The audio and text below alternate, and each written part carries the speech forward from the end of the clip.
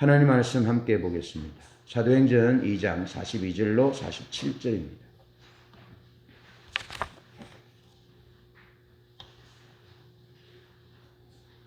지난주의 본문과 같은 본문입니다. 사도행전 2장 42절로 47절 제가 봉독합니다. 그들이 사도의 가르침을 받아 서로 교제하고 떡을 떼며 오로지 기도하기를 힘쓰니라. 사람마다 두려워하는데 사도들로 말미암아 기사와 표적이 많이 나타나니 믿는 사람이 다 함께 있어 모든 물건을 서로 통용하고 또 재산과 소유를 팔아 각 사람의 필요를 따라 나눠주며 날마다 마음을 같이하여 성전에 모이기를 힘쓰고 집에서 떡을 떼며 기쁨과 순전한 마음으로 음식을 먹고 하나님을 찬미하며 또 온 백성에게 칭송을 받으니 주께서 구원받는 사람을 날마다 더하게 하시니라. 아멘. 저는 하나님이 우리에게 주신 그 구원은 추상명사잖아요. 추상적이잖아요. 구원이 뭐냐? 그러면은 뭐 10원에서 1원 뺀 게 구원이다. 좀 막연할 수 있습니다. 구원하면. 그래서 구원은 막연한 것인데 구원이 손에 잡히고 눈에 보이도록 나타나요. 그래서 오늘은 그 현재를 살아내는 구원, 내가 어떻게 구원을 현재 내 살면서 구현해낼 것인가 라는 내용을 구원의 현재적인 의미라는 말씀으로 말씀을 나눠보려고 그럽니다. 자, 하나님이 역사의 주인이십니다. 이 신론자들은 하나님이 천지 만물을 지으시고 천지 만물을 지으실 때는 하나님이 지으셨는데 이제는 자연과학에 자연 법칙에 이 모든 피조 세계를 맡겨 놓으시고 하나님은 2층에 올라가셔서 팔짱을 끼시고 주무신다. 이렇게 말하는 이론이 이 신론입니다. 여러분, 그렇지 않습니다. 하나님이 주무시면 이 피조세계 자연 만물을 하나님이 지으시고 역사를 주관하지 않으면 엉망됩니다. 사람들은 이성의 능력으로 과학기술의 발달로 더 나은 세상, 심지어 사람의 구원까지도 가능하다 하고 그렇게 말하는데 그렇게 과학기술이 발달됐는데 1차 세계대전이 일어났고요. 2차 세계대전이 일어났고요. 지금도 전쟁 중에 있고요. 그렇게 과학이 발달됐는데요. 코로나19 못 막았습니다. 여러분, 옛날 같으면 우리가 걸어서 한 달 걸려서 서울 가잖아요. 그러면 코로나가 이렇게 빨리 확산되지 않습니다. 과학의 발달, 기술의 발달이 더 나은 세상을 가져올 것이라 했고 물론 일부분은 맞지요. 그런데 이번에 코로나19 사태를 보면서 과학이 발달되어서 기술이 발달되어서 지구촌이 하루 만에 다 갈 수 있잖아요. 그러니까 좋은 점도 있었는데 그 이성주의자들, 합리주의자들, 과학과 기술의 발달로 더 나은 세상이 얼마든지 우리 인간의 힘으로 만들 수 있다라고 했던 그들의 그 예측은 완전히 빗나간 거죠. 차라리 옛날 같았으면 이렇게 전 지구촌이 코로나19 바이러스로 인해 신음하지 않았겠죠. 실패한 거죠. 하나님은 지금도 역사의 주인이십니다. 하나님의 역사를 하나님의 의도대로 이끌어 가세요. 그래서 성경은 하나님을 알파와 오메가라, 시작과 끝이다 라고 말씀하는 거죠. 분명히 하나님이 역사를 주관하시고 시작하셨고 끝을 낼 시간이 오고 있습니다. 그것들을 보면서 그러면 하나님은 역사를 전개해 나가는 방법이 어떤 방법이냐 하는 거죠. 그것은 하나님은 과거를 설명합니다. 과거를 이야기로 설명해 줍니다. 과거. 과거에 어떠했다라는 부분들을 쫙 가지고. 그래서 성경에 보면 하나님이 태초에 하나님이 천지를 창조하셨다. 과거에 하나님이 어느 시점에 천지를 창조하셨고 그 천지를 창조하신 천지를 어떻게 쫙 이끌어 가신다. 과거에 하나님이 사람을 만드셨고 하나님의 형상대로 만드셨고 사람을 통해서 이 하나님의 동력자 삼으시고 청지기로서 하나님의 자연 만물 피조 세계를 잘 돌보도록 하셨다. 그렇게 하나님은 역사를 설명할 때 과거의 이야기로 설명합니다. 과거의 이야기를 중요하게 여긴다는 거죠. 그러면서 이 과거의 이야기를 토대로 미래의 비전을 투사합니다. 미래의 비전을 제시하는 이런 이중 구조로 하나님의 역사 설명이 가능하다는 겁니다. 따라서 우리가 과거를 모르면 미래의 비전을 얻을 수가 없어요. 과거를 모르면 과거를 무시하고 역사를 무시하는 개인이나 가정이나 민족은 미래가 밝지 않습니다. 밝을 수가 없습니다. 또 미래의 비전을 모르면 현재의 의미를 놓칠 수가 없다는 거죠. 다시 말하면 과거에 하나님이 우리에게 어떤 은혜를 베푸셨고 과거의 역사를 모르고 미래에 하나님이 우리에게 주실 비전을 모르면 현재 우리의 삶은 의미를 상실한다는 겁니다. 그래서 우리의 현재는 과거에 일어났던 하나님의 구원을 토대로 하나님의 은혜와 하나님의 사랑을 토대로 용서를 토대로 오늘 우리의 현재가 의미가 있고 또 우리의 현재는 미래에 하나님이 이 역사를 완성하실 것이고 하나님의 나라를 우리에게 오게 하실 것이고 하나님의 뜻이 하늘에서 이룬 것 같이 땅에서도 이루게 할 것입니다. 그래서 과거와 미래의 사이에 이 과거의 역사와 미래의 비전을 소중하게 여길 때에 비로소 오늘 우리가 우리 현재와 현실 가운데서 의미를 부여하고 역사적인 책임을 다하고 가정에서 직장에서 학업에서 교회에서 아름답고 의미 있는 삶을 살아가게 되는 거죠. 예. 자, 오늘은 본문을 토대로 과거에 일어난 예수님의 십자가 부활 사건 또 약속하신 재림 사이에서 어떻게 오늘의 현재의 삶을 의미 있게 살아낼지 간단하게 살펴보려고 그럽니다. 자, 먼저 예수님이 성천하시기 전에 제자들의 관심은 현재의 삶에 집중되어 있었어요. 예, 현재의 삶에 집중되어 있었어요. 이해가 되잖아요. 그러니까 모든 사람들은 자기 자신의 문제, 자기 자신의 당면에 있는 문제가 제일 소중해요. 그래서 지금 현재가 좀 행복했으면 좋겠고 예? 지금 현재에 좀 등 떠쓰고 배부르면 좋겠고 지금 현재가 좀 푸른 시절이고 좀 좋겠다. 그렇게 현재에 많은 초점들을 맞춥니다. 그런데 주님은 현재의 삶에 관심이 집중되어 있는 제자들에게 오늘의 삶의 행복은 오늘의 비전은 과거의 약속을 토대로 함을 말씀해 줍니다. 그러니까 과거에 있었던 하나님과의 관계, 하나님이 우리에게 베푸신 사건, 은혜 그런 것들을 토대할 때 현재가 의미 있다는 거죠. 그래서 주님은 제자들에게 과거에 있었던 이야기들을 들려줍니다.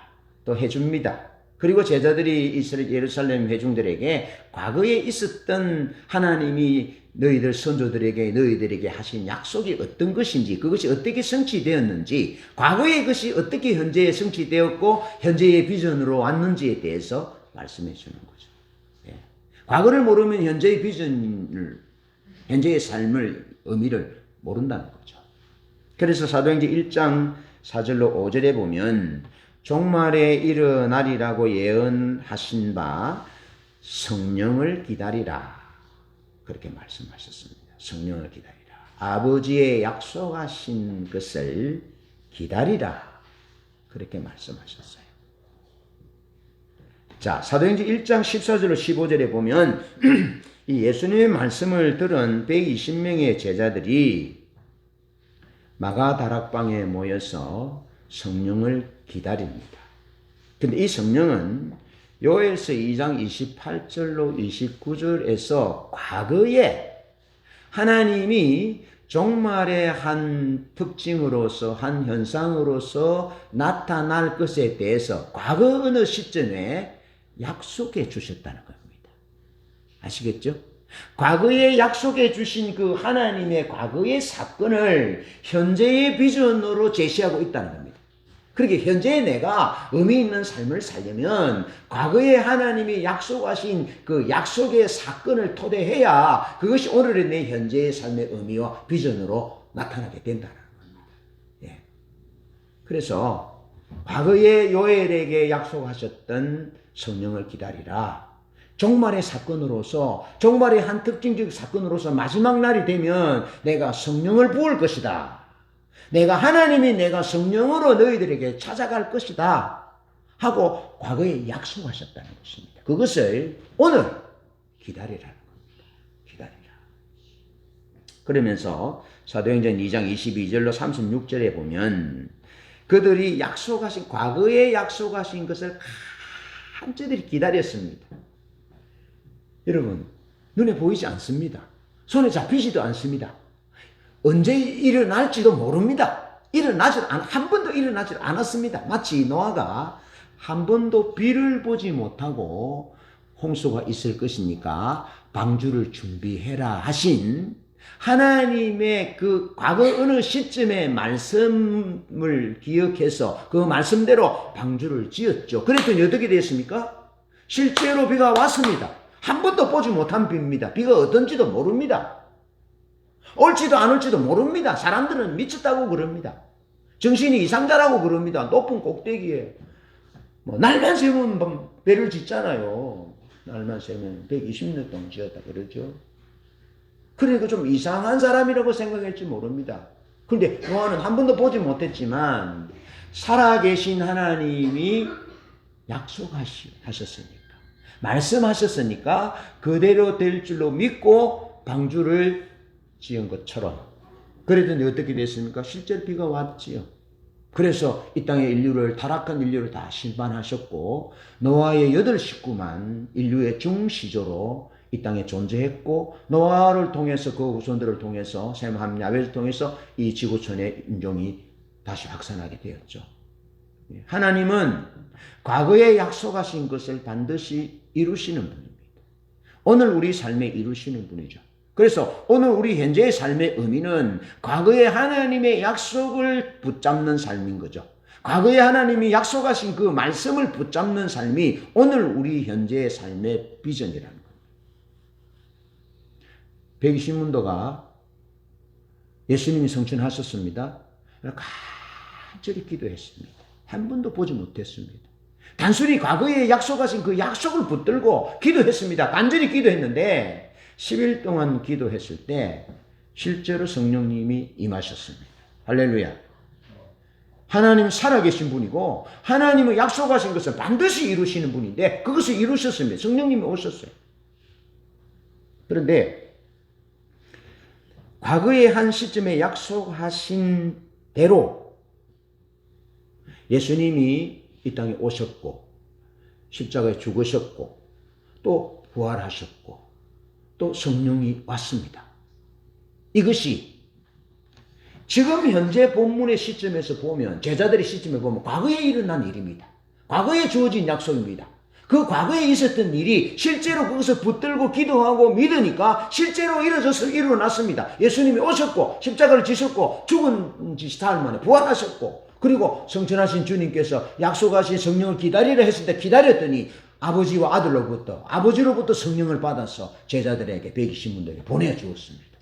오늘 우리에게도 그 약속을 붙들고 믿는 자에게 구원을 주시고 성령을 주시고 은혜를 베푸시는 살아계신 하나님, 지금도 살아계신 분이라는 거예요.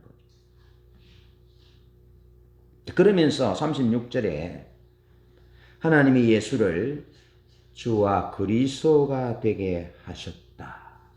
높이셨다.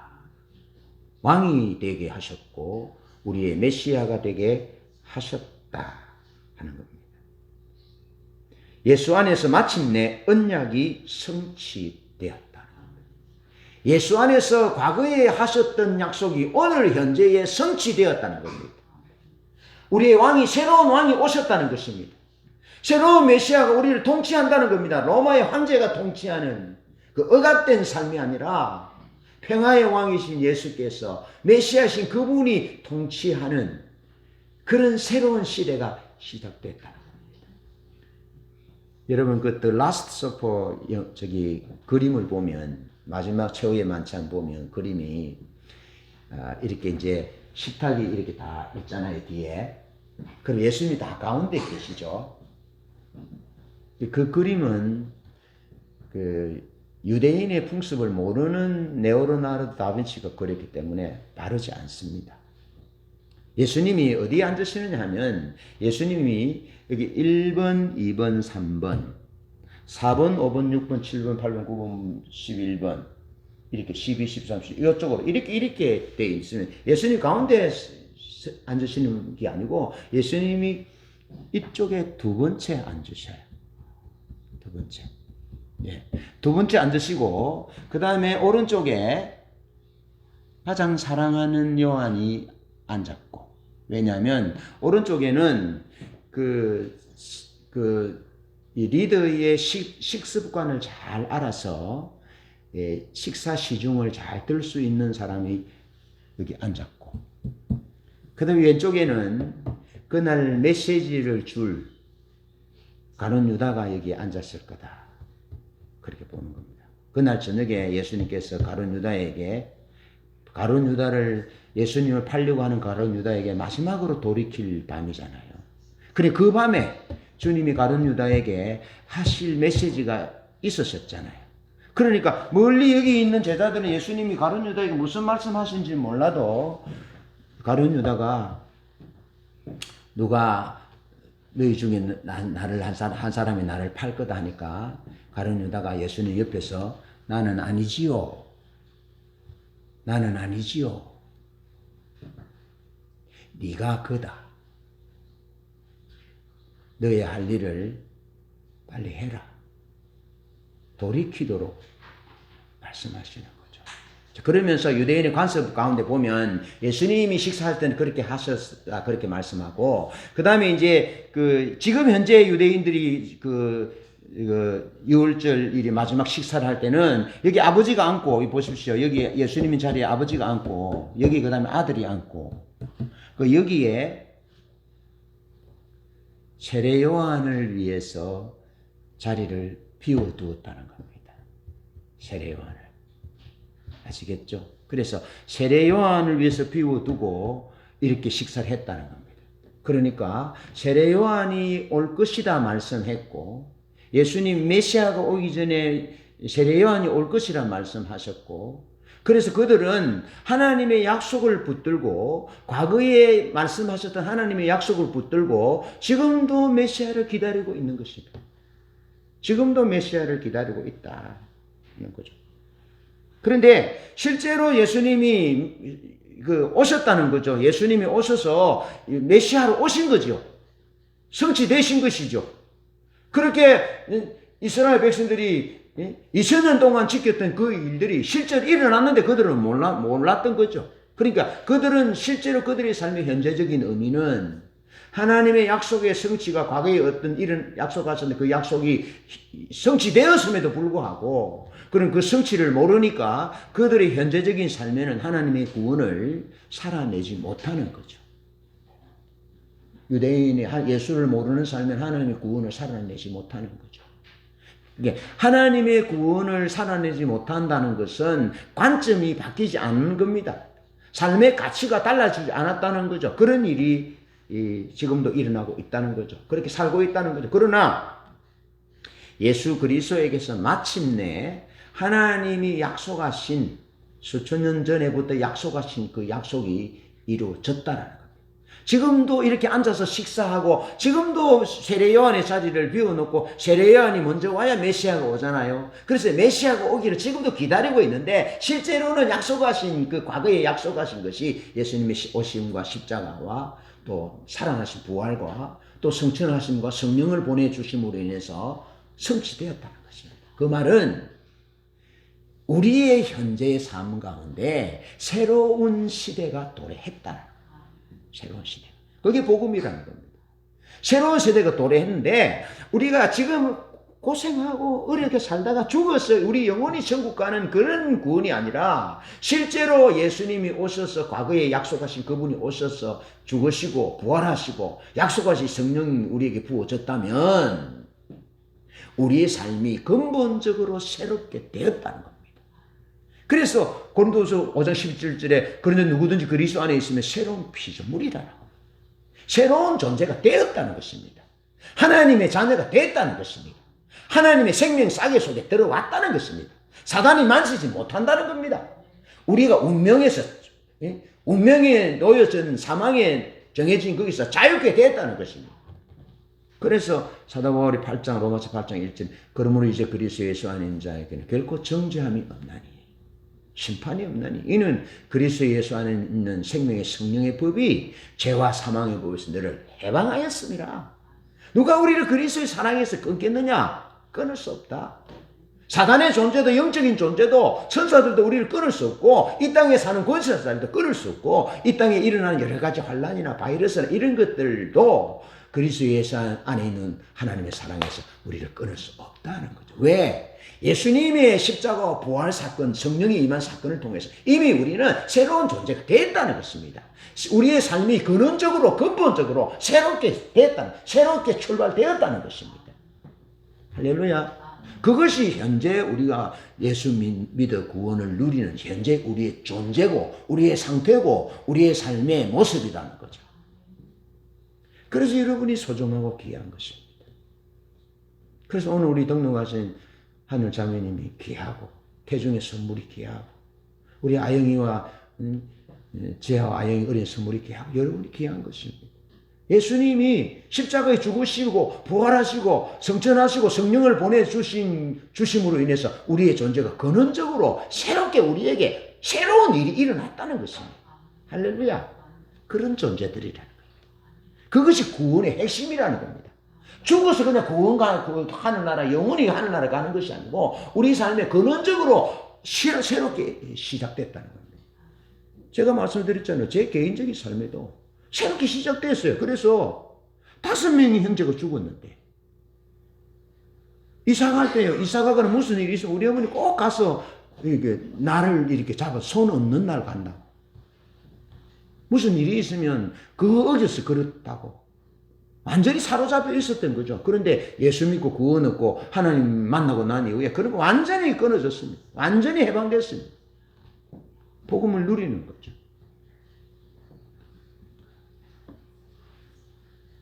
과거에 예수님에게 일어난 모든 일들, 십자가와 부활과 이 사건을 통해서 포로 생활이 끝났어요. 포로 생활이. 보십시오. 이스라엘 역사는 포로 생활 가운데서 애굽에서 포로되었고 바빌론에서 포로되었고 뭐 사사기 시대 포로되었고 한 포로된 가운데서 하나님 오셔서 구원하셨다. 그런데 그것은 임시 방편의 구원이었어요. 그런데 예수께서 예수의 이름이 구원이잖아요.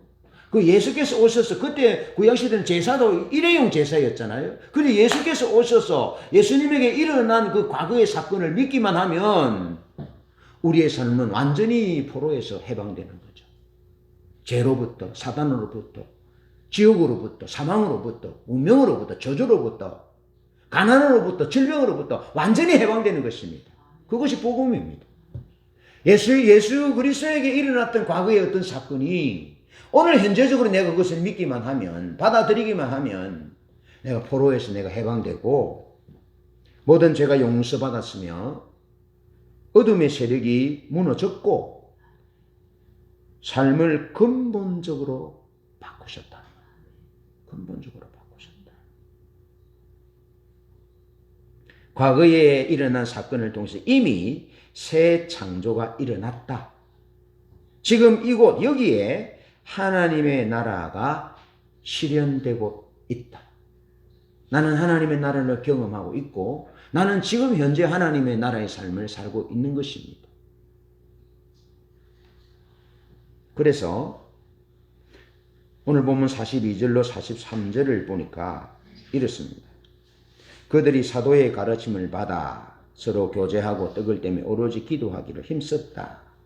사람마다 두려워하는데 사도들로 말미암아 기사와 표적이 많이 나타났다.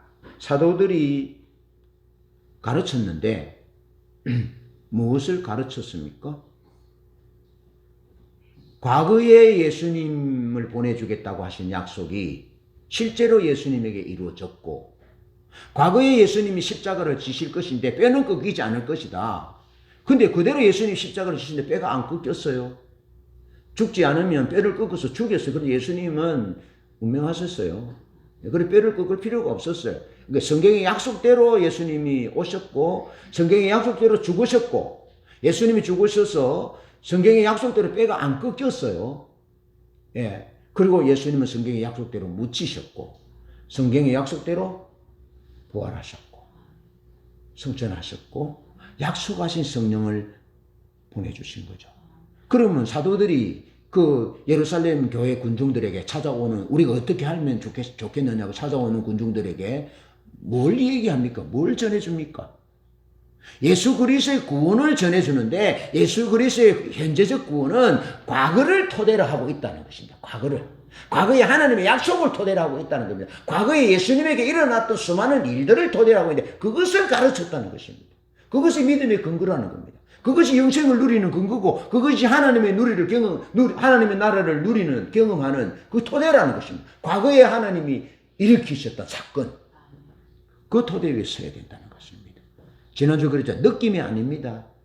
느낌이 아닙니다. 경험이 중요한 것이 아니고, 과거의 역사적인 어떤 시점에 일어났던 하나님이 우리를 위해서 약속하셨고, 그 약속을 성취하기 위해서 이루셨던 그 사건이 토대하는 것입니다. 그래서 베드로 사도도, 요한 사도도 그렇게 말하잖아요. 눈으로 보고 만지고 귀로 들은 그분, 옛날에 옛적에 선지자들로부터 말씀하신 그 하나님이 이제 아들로 말씀하셨으니, 그렇게 과거에 약속하셨던 그 과거의 사건이 우리의 믿음의 토대가 된 됨을 분명하게 말해주고 있는 것입니다. 예. 그것이 복음입니다. 그 토대 위에 서야 하는데, 사도들은 그것을 전했다는 것입니다. 아시겠죠? 과거를 모르면 현재의 비전이 없는 것입니다. 현재 하나님 나라 비전, 구원의 비전도 없는 것입니다.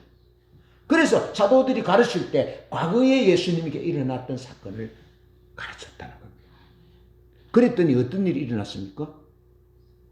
하나님의 약속이 구원이고, 하나님의 약속을 붙드는 믿음을 현재에 살아내야 되는 것에 대해서 전하니까 기적이 일어났습니다. 표적이 일어났습니다. 놀라운 일이 일어났습니다. 그러니까 오늘 우리의 삶에 기적과 이사와 표적이 나타나는 것은 우리가 기도를 많이 해서 나타나는 것이 아니고, 하나님의 약속을 붙들고 신뢰할 때, 그 하나님의 약속을 붙들고 신뢰하면서 하나님을 찾을 때, 기도할 때, 그럴 때의 기사와 표적이 나타나는 거죠. 그래서 오늘 우리의 삶이 구원을 현재적으로 살아낼 때 얼마든지 우리 삶에도 기적이 나타날 수 있고, 얼마든지 표적이 나타날 수 있고, 얼마든지 놀라운 역사가 나타나는데, 그것은 하나님의 약속을 토대로 하여 현재를 살아갈 때, 그때 내 현재적인 삶에 하나님이 실제 임하셔서 하나님의 나라를 경험하게 하고, 하나님 나라가 일어나게 하고, 실제가 되게 하고, 그렇게 하는 거죠. 그런 삶을 살기를 바랍니다.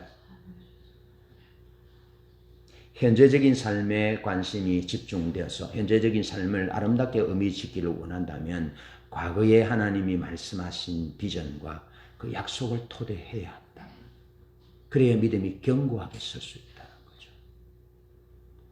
여러분, 유대인들은 그 예수님이 유월절 만찬을 지킬 때, 예수님이 절기를 지키고 할 때 실제로 레위기에서 말씀하신 초실절을 지켰을까? 그 미드라시의 기록에 의하면 그렇게 지켰다라고 보는 겁니다. 그리고 예수님 시대 유월절이 이스라엘 백성들이 출애굽기 1500년 BC 1500년 1300년 뭐 이때에 제정하신 그대로 지켰을까? 그대로 지켰다라고 말합니다. 왜냐하면 지금 이스라엘 백성들이 유월절을 지키는 것을 보면 알 수 있다는 거죠. 철저히 과거의 토대에 서 있다는 겁니다. 보십시오.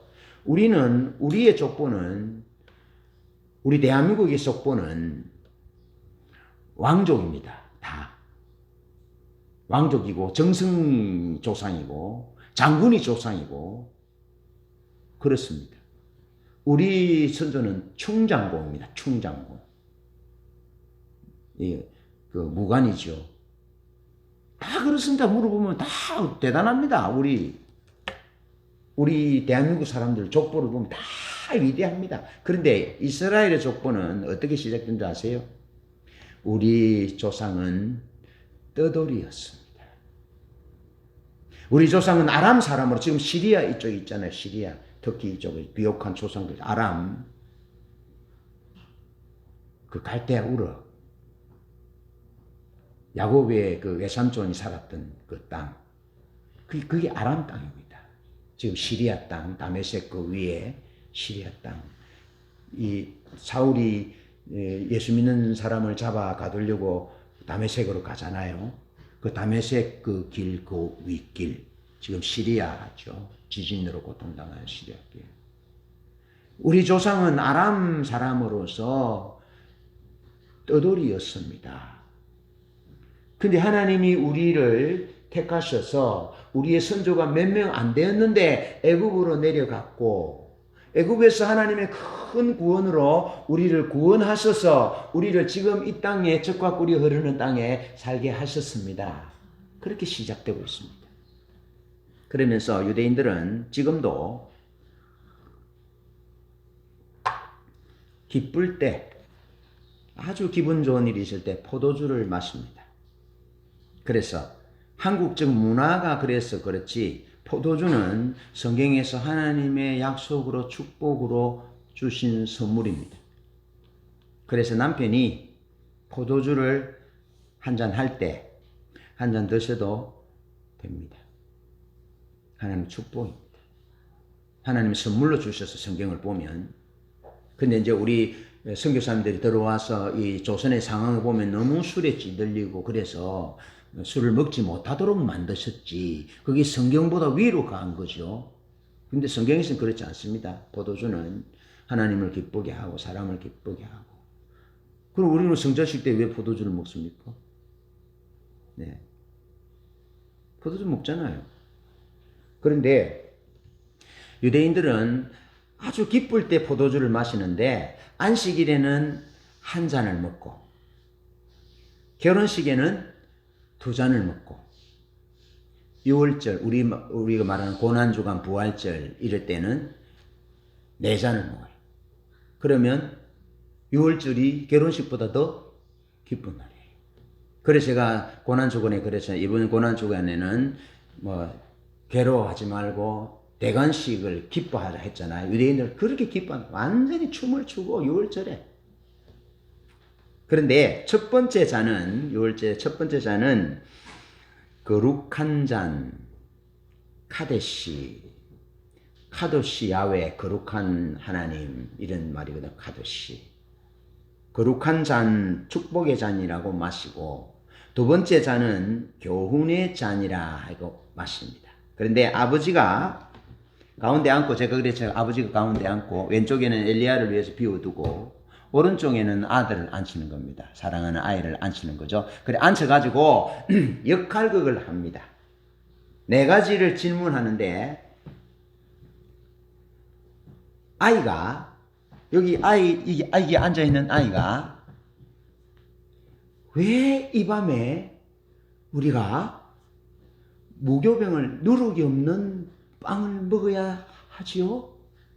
그러면 아버지가, 우리는 애굽에서 노예였어요. 근데 하나님이 우리를 구원하실 때 너무 급하게 나오는 바람에 누룩 없는 떡을 먹을 수밖에 없었어요. 누룩 없는 떡은 맛이 없잖아요. 그리고 애굽에서의 고통, 고난, 고역, 눈물, 그런 삶을 잊지 말자. 그래서 이제 우리는 무교병을 먹지요. 그 다음에 이제 여기 앉아있는 건 아들이 또 두 번째 또 질문, 왜 우리는 썬나물을 먹어야 하나요? 그러면 선나무는 우리가 애굽에서 고역과 고통에 신음할 때 하나님이 우리를 구원해 주신 것을 기념하는 거죠. 우리는 애굽에서 노예였어요. 첫 번째 질문에도 대답이 우리는 노예였어요. 두 번째 질문에도 노예였어요. 세 번째 질문에 왜 우리는 소금물에 양고기를 찍어 먹어야 되나요? 소금물에.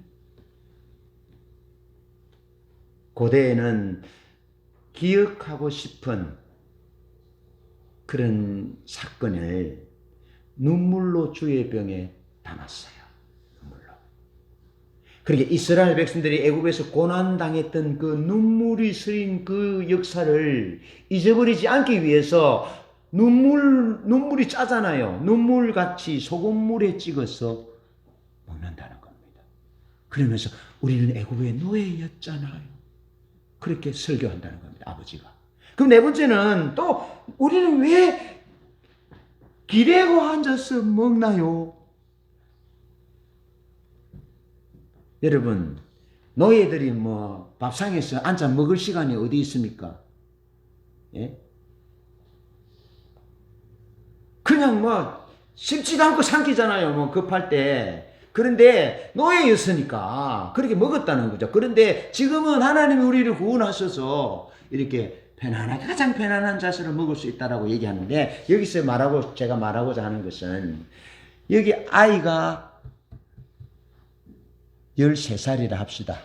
성인식을 13세 때 하거든요. 그럼 이 아이는 3살 때부터 아따 얘 어디든 이다 내 누교댕을 먹어야 한다뇨? 이러면 아빠가 우리는 애굽에서 우리는 썬나물을 먹어야 한다요? 이렇게 3살 때 이제 질문을 하는 거죠. 그러면 아빠가 이제 얘가 13살이니까 11년 동안 이 아이는 3살 때 처음 질문했다면 4살 때도 처음처럼 질문하고 5살 때도 처음처럼 질문하고 13살 때도 처음처럼 질문하면 아버지도 처음처럼 3살 때 했던 것처럼 처음처럼 설명하고 5살 때도 처음처럼 설명해주고 10살 때도 처음처럼 13살 때도 처음처럼 설명하니까 그 아이가 뭐가 박히겠습니까? 우리는 노예였구나. 과거에 우리는 노예였는데 하나님이 우리를 구원하셨구나. 그것을 잊어버리지 않도록 하나님이 우리에게 반복적으로 말씀하셨구나. 그래서 미시나의 기록이나 이런 부분들을 볼 때 예수님 시대의 유월절이 그렇게 성경대로 지켜졌고 2000이 지난 지금에도 똑같이 거의 차이 없이 지키고 있다는 겁니다. 여러분, 유대인들이 얼마나 강합니까? 현재 2000년 동안 나라가 없었는데 나라를 회복하잖아요. 어디에서부터 나오느냐? 현재의 그 승리하는 삶, 현재의 힘 있는 삶, 멋있는 삶이 어디에서 나오느냐? 과거를 잊어버리지 않는, 과거를 토대로 하여 현재의 비전이 주어질 때, 그렇게 현재를 살아낼 때 강한 민족이 되고 강한 개인이 되고 강한 가정이 되고 강한 승리하는 삶을 살아갈 수 있다 이 말이죠. 그렇게 주님이 과거에 일어났던 사건이 현재의 우리를 살리는 승리하는 사건이 되어진다는 거죠. 마지막으로 그런가 하면 또 제자들은 미래에 관심이 집중되어 있었어요. 미래에. 뭐라 하냐면 예수님이 성천하시기 전에 이렇게 합니다. 이스라엘을 회복하실 때가 이때입니까? 이스라엘이 장차 어떻게 되겠습니까? 하고 미래에 대해서 관심을 예수님께서 제자들이 예수님에게 관심을 갖습니다. 미래의 비전에 대해서 얘기하잖아요. 그러니까 예수님이 미래의 비전을 얘기를 해줄 때 어떻게 말하냐면 사도행전 1장 6절 8절에 때와 기한은 아버지의 권한에 있으니까 너희들이 할 바가 아니고 너희들은 미래가 어떻게 될 것인지 중요한 것이 아니고 오늘 현재 성령을 기다려라. 그러면서 오늘 현재 성령을 받아서 오늘 현재 예루살렘과 오늘 현재 유다와 사마리아 땅끝까지 오늘 현재 선교적 소명을 감당하는 삶을 사는 것이 중요하다. 오늘 너희들이 내가 제시하는 비전을 따라 살면 미래는 너희들이 가지고 쟁취하는 것이 아니고 하나님이 가지고 오신다. 하나님. 여러분, 이 땅에서 우리가 하나님 나라로 간다는 개념이 아니고요. 뜻이 하늘에서 이룬 것 같이 땅에서도 이루어지이다.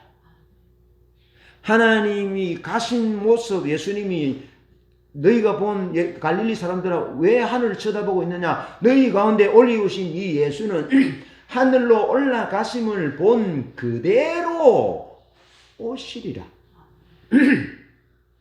여기서 죽어서 영원히 하늘나라로 가는 개념이 아니고 주님이 오십니다. 주님이 오십니다. 뜻이 하늘에서 이룬 것 같이 땅에서도 이루어집니다. 이 땅이 의미 없는 땅이 아닙니다. 오늘의 삶이 의미 없는 삶이 아닙니다. 그저 죽어서 영원히 천국 가고 천국 가기 위한 발판으로서 이 땅은 없어도 된다. 그런 의미가 아닙니다. 뜻이 하늘에서 이룬 것 같이 땅에서도 이루어질 것입니다. 이 땅이 소중합니다. 오늘의 삶이 중요합니다.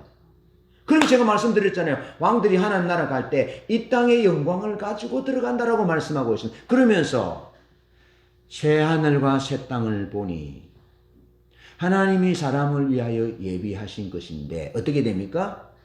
하늘에서 내려옵니다. 그러니까 하나님의 구원은 우리에게 임하는 것입니다. 주어지는 것입니다. 우리가 예수 믿어 죽어서 영원히 천국으로 가는 것이 아니고 성경은 그렇게 말씀하고 있습니다. 그래서 가는 것이라면 버리고 가죠. 가는 것이라면 여기서의 삶이 중요하지 않죠. 갈 건데요, 뭐. 그런데 성경은 어떻게 말한다고요? 온다는 겁니다. 주님도 가신 모습 본 그대로 올 것이고 새하늘과 새 땅도 하늘에서 내려오니 그렇게 말씀하시고 하나님의 뜻이 하늘에서 이룬 것이 땅에서 이루어질 것이고 이 땅의 왕들이 자기의 영광을 가지고 하나님 나라 가고 이 땅에서 거룩하고 성결하게 여자라 더럽히지 않고 우상숭배 아니한 그들이 하나님의 나라에 임하게 들어가게 되잖아요. 그래서 이 땅이 소중한 거죠. 이 땅이. 오늘의 삶이 소중한 거죠. 그래서 제자들이 미래가 예루살렘이 어떻게 회복되겠습니까? 어떻게 되겠습니까? 앞으로 어떻게 되겠습니까? 또 사도 요한은 어떻게 되겠습니까? 그러니까 예수님께서 뭐라 그럽니까? 그가 어떻게 되는 것은 내가 알아서 할 일이고 너는 나를 따르라. 너는 현재 나를 따르라고 말씀하시는 것처럼 미래에 대해서 어떻게 될지 물어보는 제자들에게 주님께서 오늘 너희들이 성령을 기다려야 되고 오늘 너희들이 성령으로 충만해야 되고 오늘 너희들이 예루살렘과 온 유대와 사마리아 땅끝까지 이르러 선교적인 삶을 오늘 살아내야 된다라고 현재의 중요함에 대해서 말씀해 주고 있는 것입니다.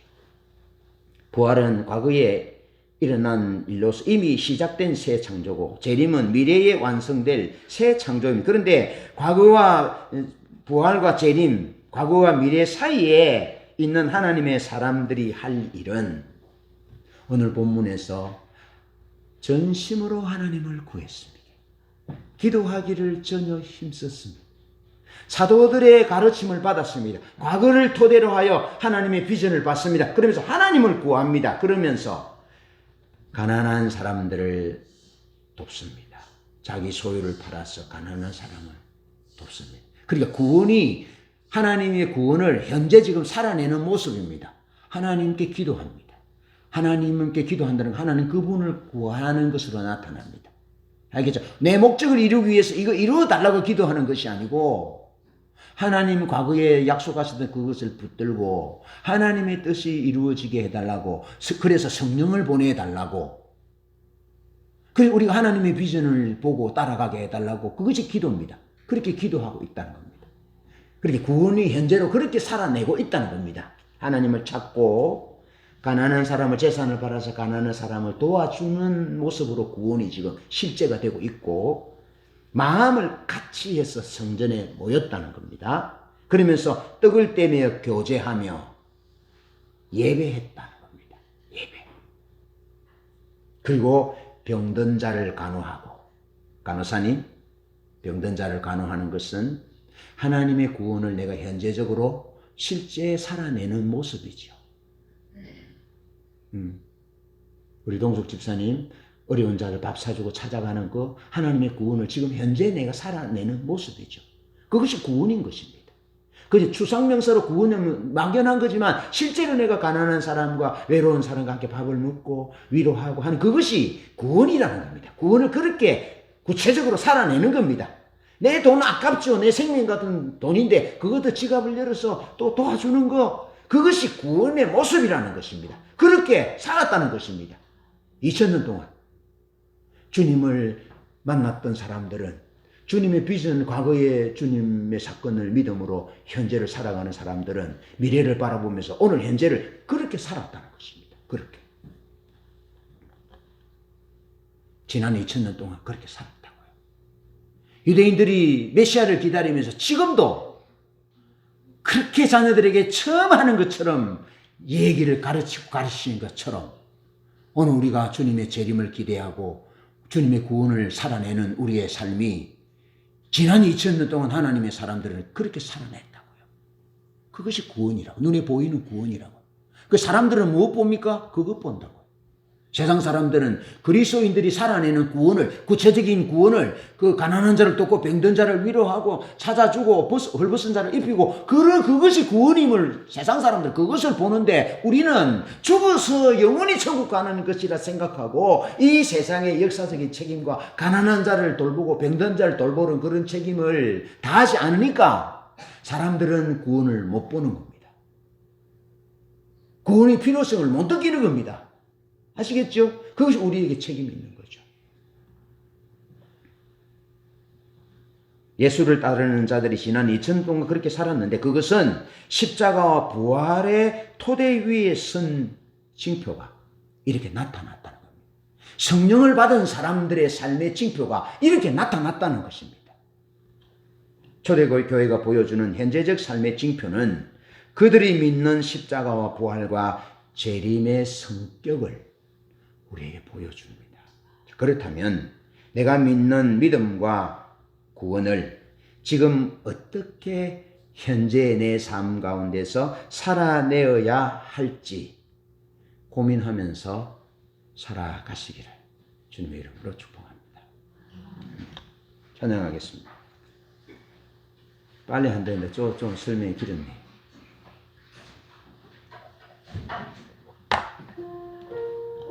이길수 목사님 마음이 이해가 되네.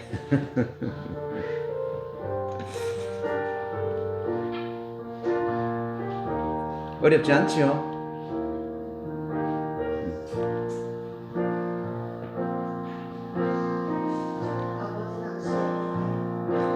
아버지 당신의 마음이 있는 곳에 나의 마음이 있기를 원해요.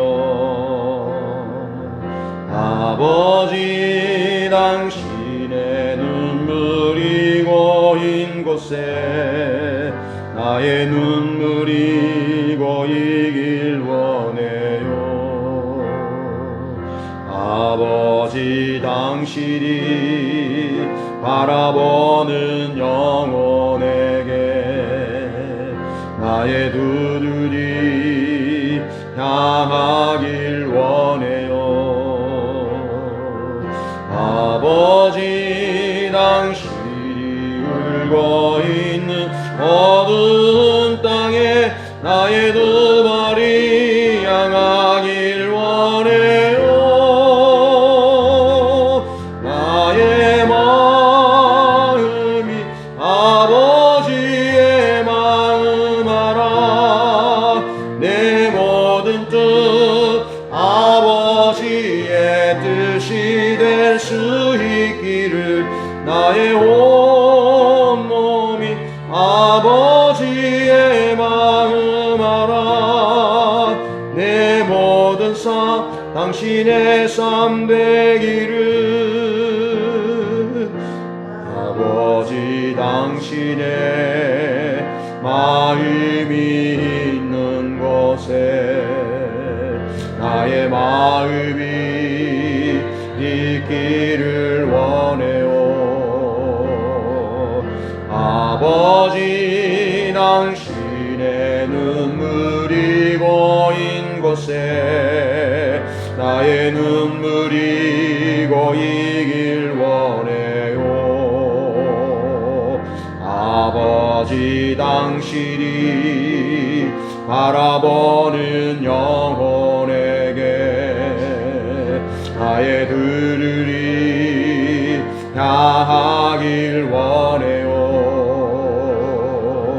아버지 당신이 울고 있는 어두운 땅에 나의 두 마리 향하길 원해요. 나의 마음이 아버지의 마음 알아. 내 모든 뜻 아버지의 뜻이 될 수 있기를 나의 온몸이 아버지의 마음 알아. 내 모든 삶 당신의 삶 되기를 나의 마음이 아버지의 마음 알아. 내 모든 뜻 아버지의 뜻이 될 수 있기를 나의 온몸이 아버지의 마음 알아. 내 모든 삶 당신의 삶 되기를